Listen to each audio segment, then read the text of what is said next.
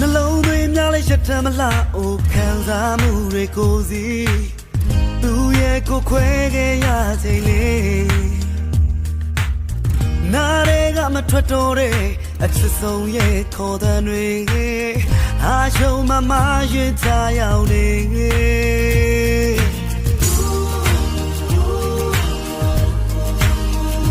ခေါ်တဲ့လေးများချခွင့်ရခြင်းနဲ့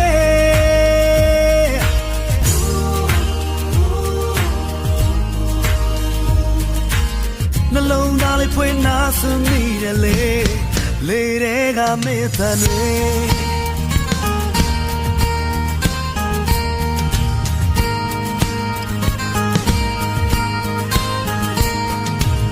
အခါရှိကအုံးလက်တို့ကိုလေထိုးတဲ့ကြည်တန်တွေခြေတန်းတွေများလားစိတ်မတွေ